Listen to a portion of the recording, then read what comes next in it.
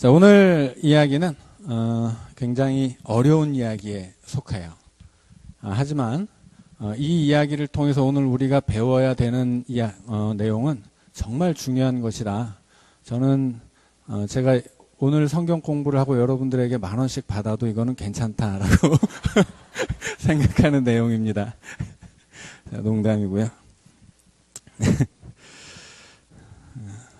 나가실 때 저한테 10,000원씩 주시면 안 돼요. 저는 절대 돈을 받지 않습니다. 일단 그 성경의 큰 틀을 좀 이해하는 게 필요해요. 자, 성경은 이 태초에서부터 시작하죠. 태초에 하나님이 천지를 창조하셨습니다. 시작이 있으면 뭐가 있어요? 시작이 있으면 끝이 있어요. 이 끝을 성경에서는 종말이라고 하고 예수 그리스도의 재림을 통해서 이 세상은 끝이 나고 이제 새로운 하늘과 새로운 땅이 우리에게 펼쳐질 것이다 라고 소망합니다. 시작이 있으면 끝이 있어요. 그런데 이 시작과 끝은 다른 것이 아니고 하나예요. 하나님이 태초에 뭘 창조하셨어요? 천지, 하늘과 땅을 창조하셨죠. 이제 이 마지막 날 뭐가 생기는 거예요? 새로운 하늘과 땅이에요. 그래서 이 성경의 이야기는 하나님이 창조하신 이 하늘과 땅이 새로운 하늘과 땅, 영원하고 새로운 하늘과 땅으로 변화되어 가는 그 구원의 이야기다라고 하는 것입니다. 그런데 저 태초에 창조되었던 하늘과 땅을 새로운 하늘과 땅으로 만드는 데는 꼭 하나 필요한 게 있어요. 그게 뭐예요? 예수 그리스도예요. 예수 그리스도가 이 사람뿐 아니라 이 세상의 죄악을 담당하시고 저 옛날의 태초의 그 하늘과 땅을 새로운 하늘과 땅으로 만들어 가시는 분이시죠. 그래서 이 하나님의 구속사에서 예수 그리스도가 중심에 있습니다. 요한계시록을 배울 때 하나님의 그 구원의 두루마기가 예수님에게 넘어간 것을 우리가 배웠죠. 이제 이 구원의 주권은 예수 그리스도에게 넘어간 거예요. 그래서 이 예수 그리스도를 통해서 하나님의 구원사가 완성이 되기 때문에 이 예수 그리스도 없이는 구원이 되지 않아요. 그런데 이 구약을 살던 사람들은 예수님을 알아요, 몰라요? 몰라요. 그렇다면 어떻게 구약의 이스라엘의 역사를 통해서 하나님이 예수 그리스도를 알려주실 수 있느냐 하는 거죠. 그래서 이 구약의 역사 속에는 하나님의 구원의 역사에서 빠질 수 없는 예수 그리스도를 미리 보여주는 예수 그리스도의 모형들, 이것을 예표한다고 그러죠. 미리 보여준다고 그래서 예수 그리스도를 예표하는 모형과 예수 그리스도의 그림자들이 많이 있어요. 그 중에 하나가 성막이었고 성막이 어떻게 예수 그리스도를 예표하는 것인지도 배웠었죠. 자, 그런데 이 구약의 역사 속에서 예수 그리스도를 예표하는 인물이 하나 있어요. 그 사람이 누구냐면 다윗이에요. 그래서 성경 안에 이스라엘의 역사는 다윗을 중심에 놓고 진행이 됩니다.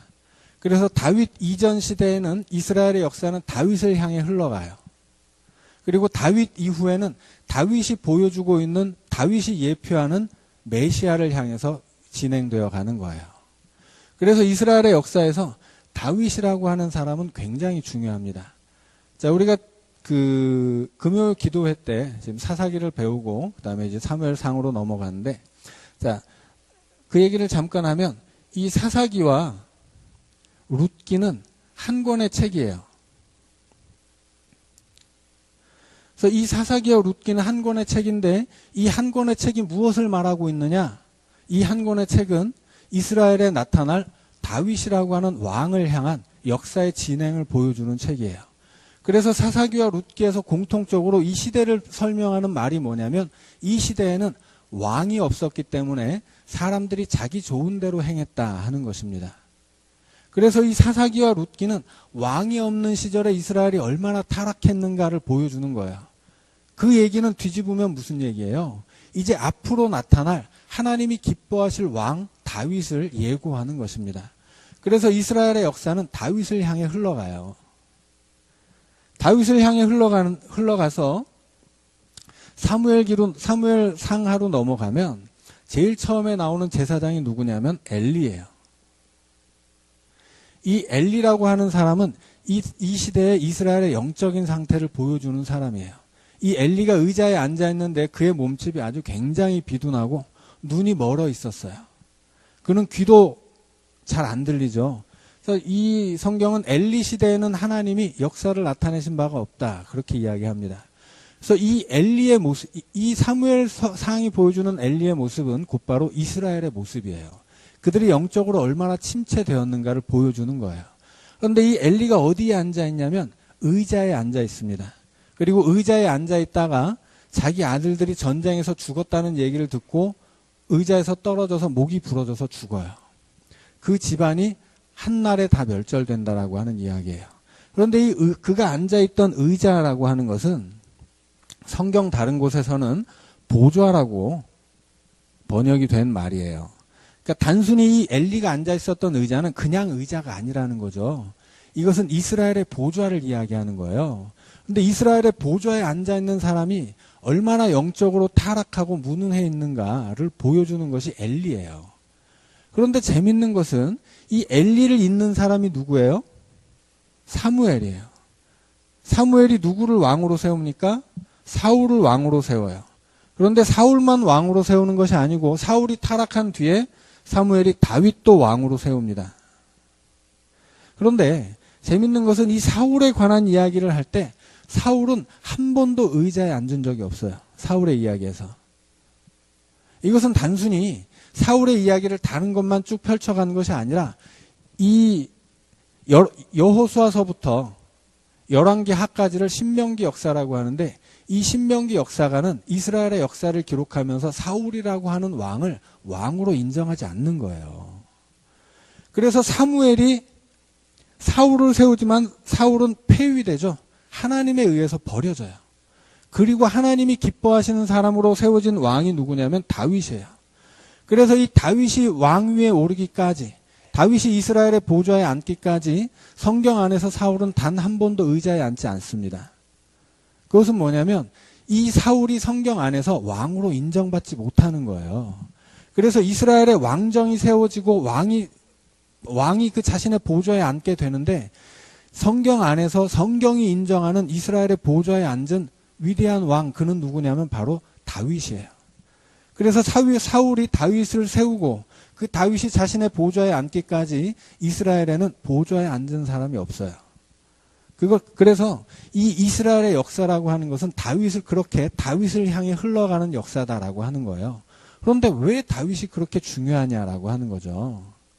다윗이라고 하는 사람은 이스라엘의 역사 중에서 가장 이스라엘을 부흥시킨 왕입니다. 가장 위대한 왕이에요. 어떤 분들은 가장 위대한 사람이 혹시 솔로몬이 아니냐 생각할 수도 있지만 우리 지난 주일에 솔로몬에 대해서 배웠죠. 솔로몬은 이스라엘을 멸망으로 이끌어간 왕이지 결코 지혜롭지 않은 사람이다라고 하는 거예요. 이스라엘의 역사 속에서 솔로몬만 없었어도 이스라엘이 그렇게 되지 않았어요. 하지만 역사에는 가정이 없기 때문에 솔로몬이 없었으면 이런 얘기는 다 쓸데없는 얘기죠. 자, 다윗이 이스라엘의 역사를 가장 부흥시킨 왕이라면 그 바톤을 이어받지 못하고 그 다음 때에서 이스라엘을 망하게 해버린 왕이 바로 솔로몬이에요. 그러나 솔로몬 시대에 하나님이 그에게 말씀하시기를 다윗 때문에 내가 너를 버리지는 못한다. 하지만 네 다음 때에서 이 나라를 둘로 쪼개서 10지파를 줘버리겠다. 이렇게 이야기하죠. 솔로몬의 아들 르호보암은 아버지 때문에 나라를 뺏기는 왕이에요. 이미 이스라엘의 분열과 그 이후의 멸망은 솔로몬 때 예정되어 있었다라고 하는 거죠. 그래서 이 솔로몬은 굉장히 어리석고 미련하고 자기 나라를 멸망으로 이끌어간 어리석은 왕에 불과합니다. 가장 위대한 왕은 다윗이에요. 그래서 이 다윗은 이스라엘의 역사 속에서 가장 위대한 왕으로 등극을 하는데 이스라엘의 역사가 위대한 채로 남아있는 게 아니란 말이죠. 이스라엘의 역사는 다윗 이후부터 곤두박질 치기 시작합니다. 왜 곤두박질 치기 시작해요? 솔로몬 때부터 나라가 망조가 들었어요. 그래서 이 솔로몬 이후에 나라가 둘로 쪼개져 버리죠. 둘로 쪼개진 이후에 둘 다 우상 숭배를 하다가 망해버려요. 그런데 하나님이 이 이스라엘의 역사를 그렇게 방관하고 계셔서 나라가 망한 것일까요? 아니에요. 하나님이 그 나라를 멸망시키셨어요. 하나님이 하나님의 손으로 자기 백성의 나라를 이게 망하도록 치셨다고 하는 거예요. 그리고 그래서 그렇게 북왕국 이스라엘이 날아가 버려요. 역사에서 사라져 버립니다. 왜냐하면 그 나라는 애초에 시작부터 우상숭배로 시작되었기 때문이에요. 그래서 우상숭배로 시작된 나라는 멸망하고 이제 남왕국 유다가 이스라엘 역사의 정통성을 계승하죠. 그래서 유다도 바벨론에게 멸망하지만 멸망해서 사라져 버리지 않아요. 586년경에 바벨론에 의해서 멸망을 당해요. 그리고 그 이후로 몇 년 동안 포로로 잡혀가죠. 70년 동안 바벨론의 포로로 잡혀갑니다. 이 포로기의 역사가 이스라엘에게 필요했던 이유는 뭐겠어요? 이제까지 이스라엘이 하나님을 버리고 우상을 섬겼기 때문이에요. 이 이스라엘 백성들은 가나안 땅에 살아갈 자격을 잃었습니다. 그래서 하나님은 그 가나안 땅에서 그들을 쫓아내버렸어요. 바벨론으로. 그래서 애굽에서 노예 생활을 하듯이 바벨론에서 노예 생활을 합니다. 그리고 그들을 다시 되찾아오시는데 70년 후예요. 그게. 이 70년의 세월이 왜 필요했을까요? 이 지독한 노예의 삶의 고통을 통해서 그들은 이 70년 동안 하나님을 되찾은 거예요. 하나님을 향한 믿음을 다시 세웁니다. 그래서 자기 나라로 돌아와요. 자기 나라로 돌아오는데 그때 어떤 일이 벌어져요? 그때 어떤 일이 벌어지냐면 이스라엘의 역사가 이때 다시 정리됩니다. 이제까지 이스라엘의 역사는 계속 기록되어져 왔어요. 계속 되어져 왔는데 이 이스라엘의 역사가 언제 최종적으로 편집되어서 우리에게 성경으로 제시가 되느냐 하면 이때예요. 이 포로기에서 돌아온 때. 이 포로기에서 돌아온 때 이스라엘 안에는 어떤 일이 있었냐면 이스라엘에게 굉장히 중요한 변화가 있는데 첫째는 이들의 신앙이 성전 중심이었단 말이에요.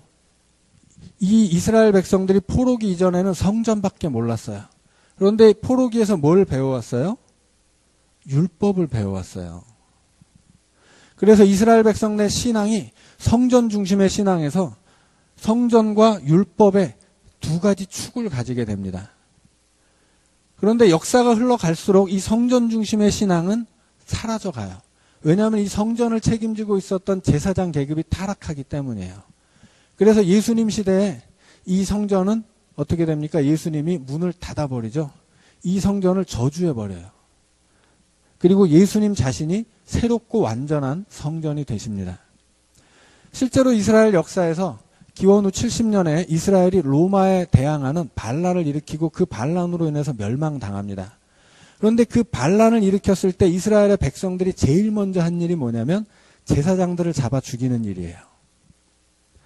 그만큼 이 제사장들이 이스라엘 백성들 보기에는 이미 타락해서 이 사람들은 민족의 원수에 지나지 않아요.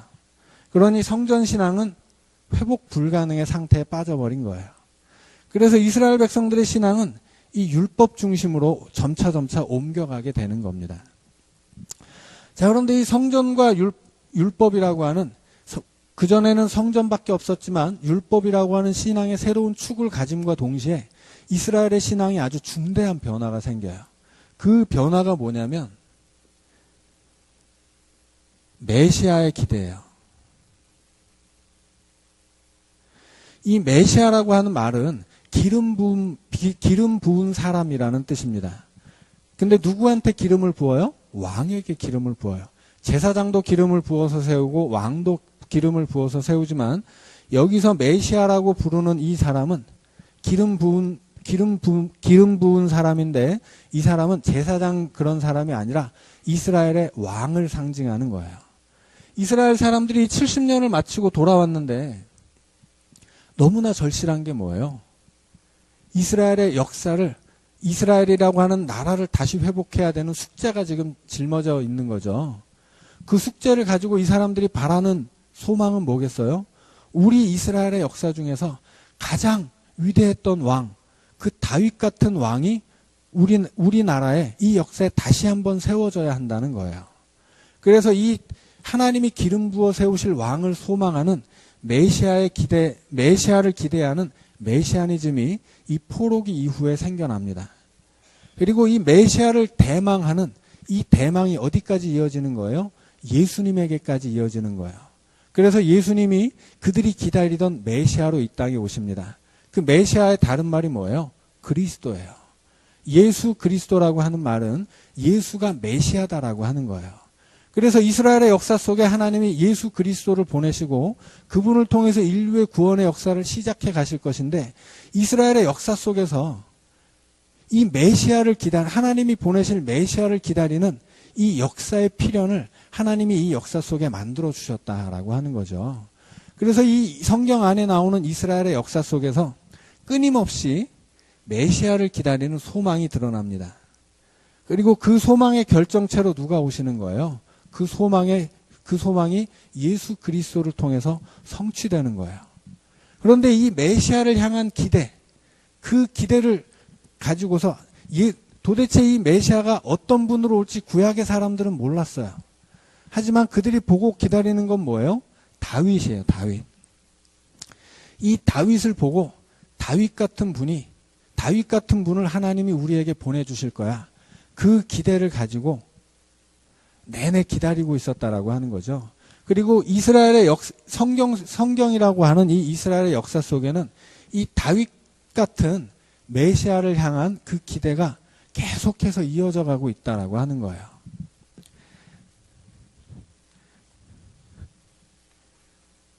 자, 이 이야기를 우리가 꼭 배워야 하는 것은 오늘 창세기 38장을 이해하려면 이것이 꼭 필요해요. 자, 다시 룻기로 가면 룻기의 가장 큰 주제는 뭐냐면 고엘 제도입니다. 룻기의 가장 큰 주제는 고엘이에요. 이스라엘 안에는 이 고엘이라고 하는 제도가 있단 말이죠. 예전에 제가 한번 3년 전에 제 연동교회 처음 왔을 때 한번 이 얘기를 성경 공부 때 해드렸어요. 아직 이제 3년 지났으니까 다시 한번 이제 다 잊어버릴 때가 되어서 다시 좀 설명을 드려야 될 것 같아요. 고엘이라고 하는 제도는 뭐냐면 이스라엘이 이 고대 근동 지역에서 이 가나안이라고 하는 땅에서 살아갈 때 생존이 쉽지가 않습니다. 그래서 이 고엘은 이스라엘의 생존을 위해 세워진 제도예요. 이스라엘의 생존을 위해서 친족이 친족을 돌보게 하는 제도가 고엘입니다. 이 제도는 첫 번째로는 어떤 거냐면 복수제도예요. 복수제도. 예를 들어서 누가 우리 형을 칼로 푹 찔러서 죽였단 말이에요. 그러면 동생이 그 범인을 알잖아요. 그러면 그 동생이 반드시 그 살인자를 찾아가서 죽여야 됩니다. 민수기 35장을 보면 이 피해 복수에 대한 법이 나와 있어요. 만약에 너희 친족을 누가 부당하게 죽였으면 네가 가서 죽여야 돼. 이게 하나님의 명령이에요. 근데 예외 조항도 있어요. 부지 중에 실수로 죽였다거나 그렇게 고의성이 없었을 때, 그럴 때는 용서받을 수 있습니다. 하지만 누군가 우리 친족을 해쳤을 때는 반드시 복수를 해야 돼요. 내가 못하면 어떻게 하냐면 내 자식에게 그 의무를 물려줍니다. 자, 그래서 이스라엘 백성들이 사막에 흩어져 살아갈 때 누군가 우리 친족을 하나 해치잖아요. 그러면 그 살인자가 죽을 때까지 벌떼같이 달려들어가서 반드시 복수를 해야 된다는 거예요. 그래야 누가 함부로 우리를 해치지 못할 거 아니에요. 그래서 이 고엘 제도는 그렇게 이 친족들이 서로 간의 안전을 지키는 제도예요. 자, 두 번째는 이것은 고엘 제도는 대속의 제도입니다. 대속에는 대상이 있는데 하나는 땅이고 하나는 사람이에요. 이스라엘 백성들이 가나안 땅에 정착하게 되고 그 땅을 12개로 나눠갔죠. 12개로 나눠진 그 땅들은 각 지파 안에서 가문별로 나눠집니다. 가문 안에서 자식들별로 나눠져요. 그리고 그것이 계속해서 상속되어 가죠. 그런데 이 땅을 그렇게 이스라엘 백성들은 누구나 자기가 살고 있는 이 가나안 땅에서 자기의 땅을 소유하고 있단 말이에요. 그런데 가난해지면 어떻게 되냐면 땅을 넘길 수밖에 없어요. 땅을 팔아요. 그런데 이 땅이라고 하는 것은 이 땅은 내 것이 아니고 하나님의 것이에요. 그래서 이 레위기 25장을 보면 이 땅은 하나님의 것이기 때문에 거래를 할 수가 없어요. 거래를 해서는 안 돼요. 원칙적으로. 만약에 거래를 하게 되더라도 되찾아와야 됩니다. 왜냐하면 그 땅은 하나님의 것이고 하나님의 것을 자기 백성에게 임대해 준 거거든요. 그래서 그 땅을 빼앗긴다는 것은 무슨 의미냐면 하나님의 백성이 되지 못한다는 의미예요. 그래서 이 땅을 빼앗기게 되면 이 땅을 반드시 되찾아와야 돼요. 되찾아와야 되는데 이 땅을 빼앗긴 사람은 되찾아올 능력이 있겠습니까? 없겠습니까? 당연히 없죠. 그런 능력이 있으면 왜 그 땅을 뺏기겠어요? 그 능력이 없어요. 그래서 이 땅을 되찾아올 책임과 의무는, 권리는 누구에게 주어지냐면 땅을 빼앗긴 사람의 형제에게 주어집니다. 그래서 이 땅을 빼앗긴 사람과 가장 가까운 친척부터 순서대로 능력이 되는 대로 그 땅을 찾아와야 돼요. 제가 땅을 뺏겼으면 우리 형이 그걸 찾아와야 돼요. 근데 형도 능력이 없으면 우리 누나가 찾아와야 돼요. 누나가 능력이 없으면 우리 사촌형이 찾아와야 돼요. 이것을 반드시 찾아올 때까지 그 책임과 권리를 물어서 능력 있는 사람에게 이걸 맡겨야 돼요. 그래서 그는 반드시 그걸 찾아와야만 합니다. 이게 고엘 제도예요. 그래서 이 고엘이라고 하는 말은 기업을 물을 자라는 뜻인데, 물은다라고 하는 건 뭐냐면 도로 찾아온다라는 뜻이에요. 도로 찾아온다, 회복시켜준다, 그런 뜻이에요. 그래서 땅을 뺏기면 도로 찾아주는 사람이 있어야 돼요. 사람도 마찬가지예요. 사람도 가난해서 빚을 지면 나중에 어떻게 되냐면 자기 자신을 노예로 줘야 됐습니다. 빚을 졌는데 갚지 못하면 먼저 자기 자식을 줘야 돼요. 자기 자식을 주고도 빚이 많아서 그것을 다 갚지 못하면 자기도 노예가 되었습니다. 그런데 우리 친족 중에 누군가가 노예가 되잖아요. 그러면 그 사람을 다시 찾아와야 돼요. 어떻게 찾아옵니까? 값을 주고 값을 지불하고 그를 해방시켜 줘야 되는 거예요. 이 고엘은 그런 사람이에요. 자, 그 다음에 세 번째가 뭐냐면 계대 결혼이에요. 계대 결혼은 우리나라 사람들은 좀 이해하기 힘든 법이에요. 형제들이 셋이 있는데 맏형이 죽었단 말이에요. 자식이 없이. 그러면 그 집안의 대가 끊기잖아요. 그러면 안 돼요. 그래서 그 집안의 대를 이어주기 위해서 어떻게 하냐면 형이 죽으면 그 형의 부인이 동생에게 시집을 갑니다. 그래서 아기를 낳아야 돼요. 그래서 첫 번째 아기를 낳으면 그 첫 번째 아들은 그 형의 부인이 형수는 앞으로 그 동생의 부인이 되는 것이고, 다만 그 첫 번째 아들은 동생의 아들이 아니라 형의 아들이에요. 죽은 형의 아들. 그래서 그 동생의 아들이 그 형이 물려받아야 할 땅과 재산을 다 물려받습니다. 그래서 자식이 없이 죽은 아버지의 대를 이 형수가 동생에게 들어가서 낳은 첫 번째 아들을 통해 이어가게 돼 있어요. 그것이 바로 계대 결혼이에요. 이 계대 결혼을 해줄 그 책임자를 뭐라고 부르냐면 고엘이라고 불렀단 말이에요. 자, 그래서 고엘이라고 하는 것은 이스라엘 안에서 이스라엘 백성들이 서로를 책임져주고 서로를 해방시켜주고 서로를 회복시켜주는 제도예요. 이런 일을 하는 사람 우리가 성경 안에서 많이 보죠. 이런 일을 하신 분을 누구예요? 하나님이에요. 하나님은 이스라엘의 고엘이십니다. 그래서 하나님이 자기 백성이 노예가 되었을 때 어떻게 돼요? 해방시켜 주세요. 하나님이 자기 백성이 이방 민족에게 괴롭힘을 당하고 침략을 당하고 죽었을 때 어떻게 됩니까? 복수해 주세요. 하나님이 이 이스라엘을 대를 이어가게 해주십니다. 그래서 이 고엘이라고 하는 것은 이스라엘을 향한 하나님의 구원의 은혜를 체험하고 배울 수 있게 하는 이스라엘에게 주어진 율법입니다. 그래서 이스라엘 백성들은 이 고엘 제도를 통해서 우리의 고엘이신 하나님을 배우는 거예요.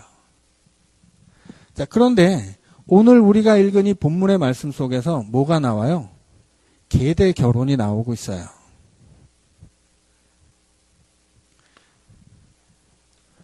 오늘 우리가 함께 읽은 성경의 본문을 읽고서 아니 이럴 수가, 형이 죽었다고 해서 동생이 형수를 부인으로 맞이하다니 이거 완전히 막장 드라마구만 이렇게 얘기하거나, 아니 이도저도 안 되니까 며느리가 아버지를 유혹해서 아기를 낳다니 이건 더 막장 드라마구만, 이렇게 생각해서는 안 된다는 것입니다. 왜냐하면 이 성경시대의 윤리와 도덕은 우리의 것과는 전혀 달라요. 어떤 사람들은 동정녀 마리아가 예수님을 출생했다라고 하니까 야, 뭐 예수는 말이지 사생아 아니야? 이렇게 얘기하는 사람도 있단 말이죠. 그게 말이 될까요? 예를 들어서 제가 저에 관한 얘기를 쓸 때 저에 대해서 불리한 것을 쓰겠어요? 수천 년을 이어온 기독교의 이 경전인 성경에 기독교 스스로에게 불리한 얘기를 이 성경이 써놓겠습니까? 아니죠. 그것은 철저하게 오해하는 거예요. 성경을 이해하지 못하니까 쓸데없는 얘기를 하는 것에 불과하단 말이죠. 성경에는 기독교의 진리가 담겨 있는 하나님의 말씀이에요. 이 성경은. 그러니까 이 성경을 가지고서 야, 성경에는 부끄러운 역사도 있지만 가감없이 이런 것을 적어놨다, 이렇게 얘기하는 사람은 좀 어리석은 사람이에요. 이것은 부끄러운 역사가 아니에요. 하나님의 구원의 역사란 말이죠. 그래서 성경을 자기가 잘 이해하지 못한다고 해서 아유 이것은 우리로선 참 이해하지 못하고 뭐 이런 근친상간 이런 것들은 굉장히 부끄러운 얘기지만 그래도 어쩌겠어, 뭐 이런 일이 있었으니까 실어 놓은 거야, 이렇게 얘기하는 것은 반은 맞지만 반은 틀린 얘기예요. 그리고 성경을 그렇게 해석해서는 안 됩니다. 저는 그런 식의 해석을 가난한 해석이라고 생각해요. 얼마나 성경을 해석할 방법이 없었으면 고작 그렇게밖에 성경을 해석하지 못하느냐 하는 거죠. 오늘 이 38장의 유다의 이야기에는 하나님의 구원의 역사가 들어가 있는 거예요. 자, 먼저 이 성경 안에서 오늘 유다가 다말과 함께 아기를 낳는 것에 대해서 어떻게 성경 자체가 어떻게 평가하고 있느냐. 자, 21절에 보면 유다가 이 창녀로 분장했던 다말을 찾죠. 근데 그 마을에 가서 자기가 동침했었던 창녀를 찾아요. 그런데 그 마을 사람들이 뭐라고 이야기합니까? 여기는 창녀가 없느니라, 그렇게 이야기해요. 무슨 얘기예요? 이것은 그 마을 사람들의 입을 통해서 다말이 창녀 같은 여자가 아니라고 하는 걸 이야기하는 거예요. 다말이 한 일은 창녀같이 음행하는 그런 천박한 일이 아니었다라고 하는 거죠. 나중에 이 유다가 다말을 잡아다가 불태워 죽이려고 하잖아요. 그런데 다말이 나와 동침했었던 것은 당신이라고 하는 증거를 보여주죠. 그랬더니 유다가 뭐라고 합니까? 네가 나보다 의롭다, 그렇게 이야기해요. 뭐라고 이야기하는 거예요? 의롭다. 이것은 의로운 일이에요. 오늘 우리의 시각으로 볼 때는 아니 어떻게 이런 일이 있을 수 있지? 이런 일이지만 성경이 볼 때 이것은 의로운 일이에요. 자, 오늘 시간이 많지 않으니까 이제 먼저 룻기를 보고 룻기를 이야기하면 좀 마칠 것 같아요. 자, 룻기를 한번 펴보시죠. 자, 룻기 4장을 한번 보겠습니다. 룻기 4장 12절을 보세요.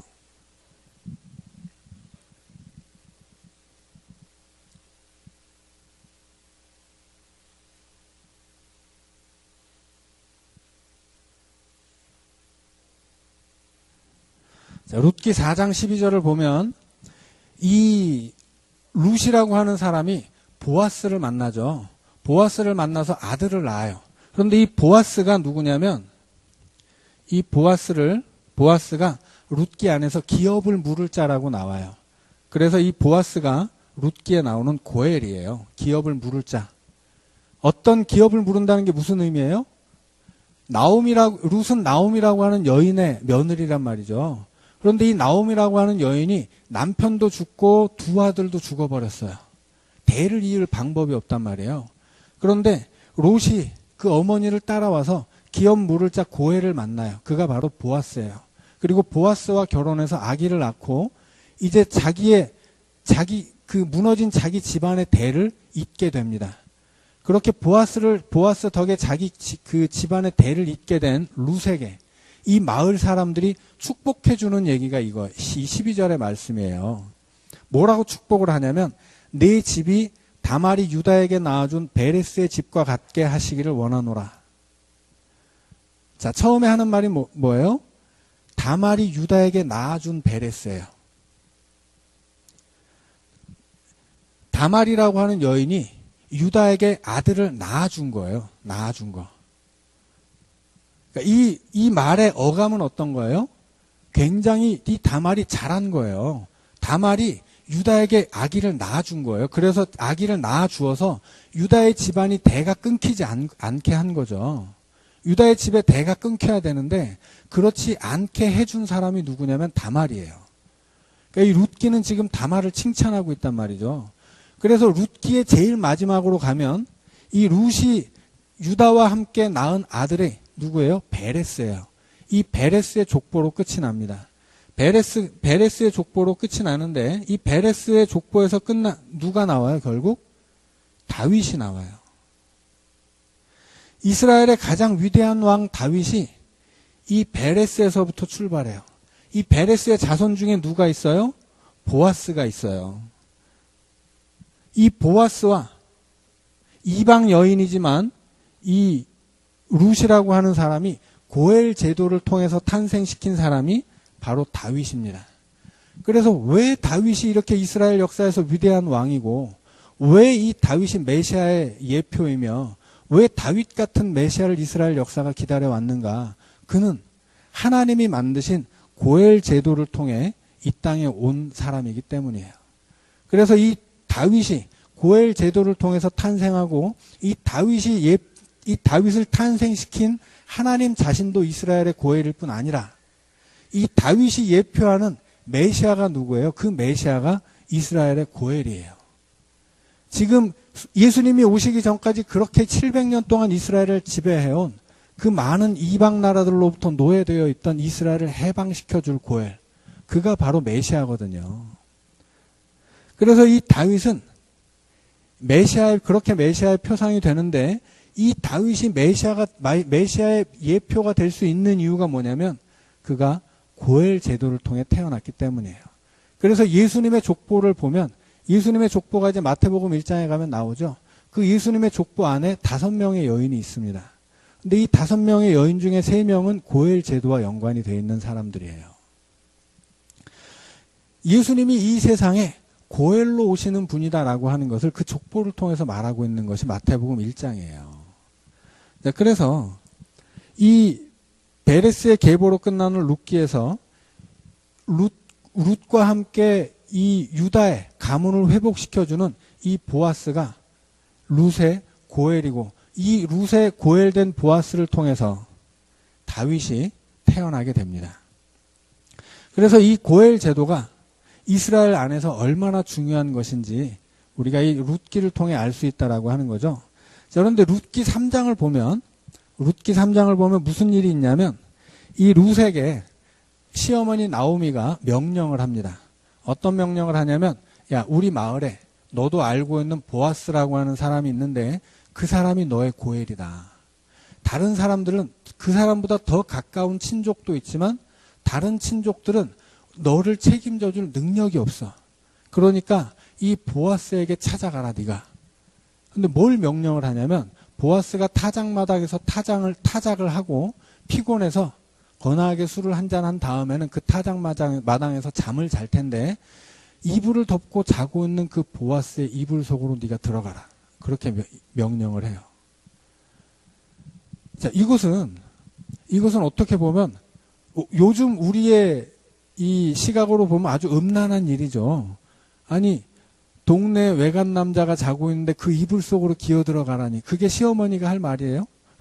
아니죠. 아닌데 이것이 그 시대에는 이게 맞는 얘기예요.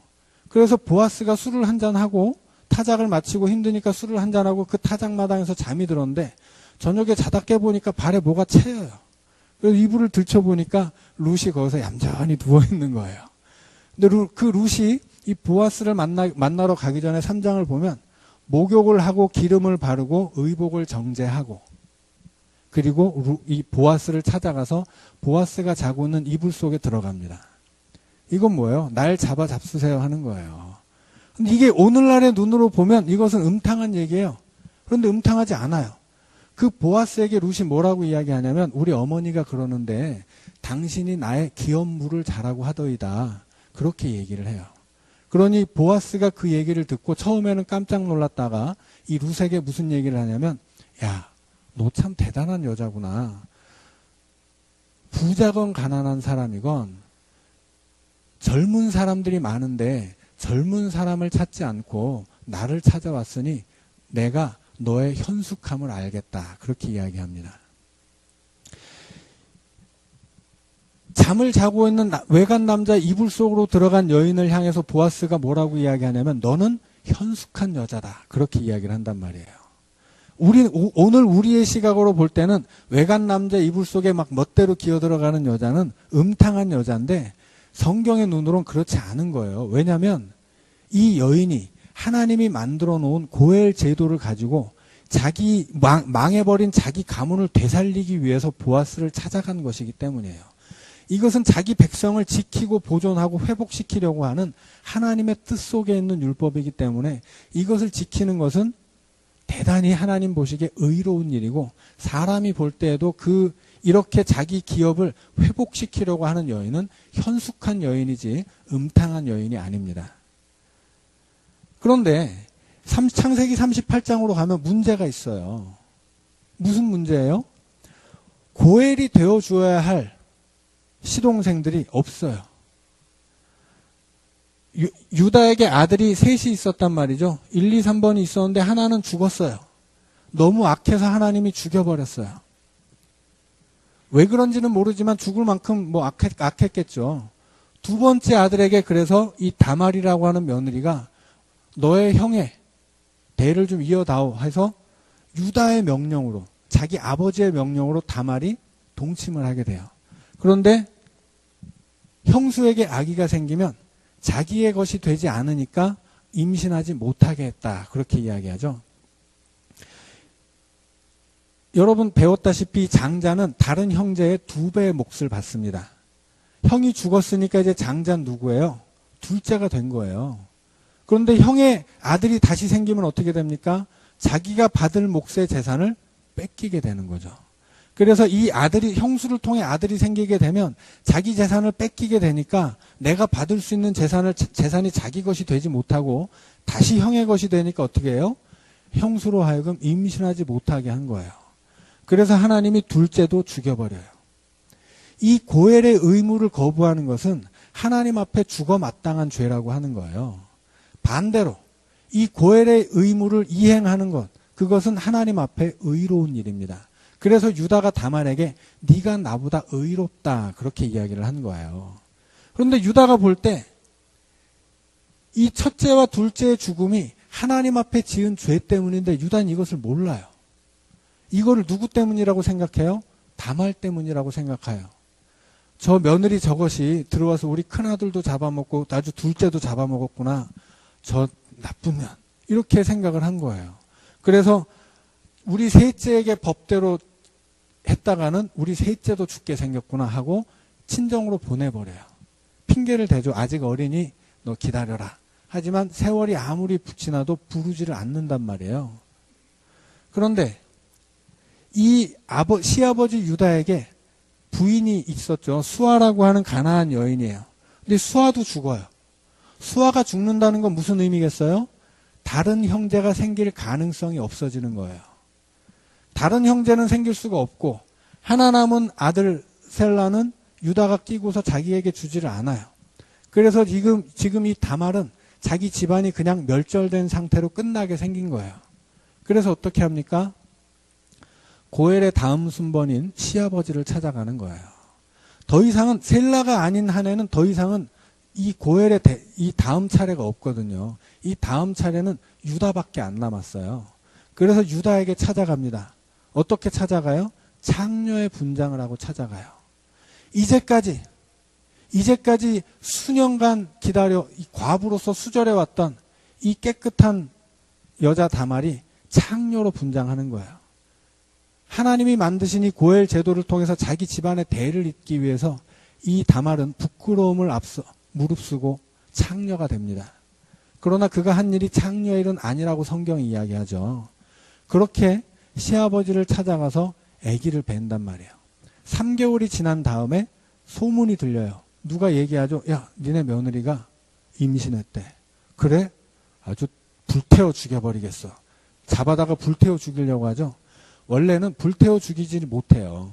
율법에 의하면 제사장의 딸은 그런 간음을 저질렀을 때 제사장의 딸은 특별한 존재이기 때문에 제사장의 딸만은 그런 일을 저지르면 불태워 죽이게 돼 있습니다. 하지만 그렇게까지 잔인하게 죽이지 못하게 돼 있단 말이에요. 그런데 이 유다가 자기는 그렇게 여태까지 그렇게 간음을 계속 행하고 창녀랑 잠을 자던 이 유다가 자기 의로운 며느리를 향해서 불태워 죽이라고 잡아오죠.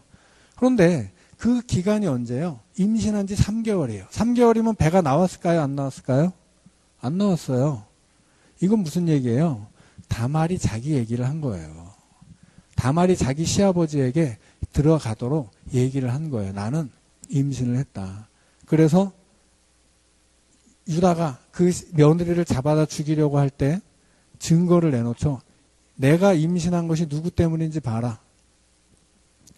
그러자 유다가 뭐라고 해요? 네가 나보다 의롭다. 그렇게 이야기해요. 그래서 이 다말이 한 일은 의로운 일이다라고 하는 거예요. 자, 오늘은 여기까지 하고 나머지 이야기를 이제 다음 시간에 나머지 고엘에 관한 이야기를 이어가도록 하겠습니다. 자, 함께 기도하겠습니다.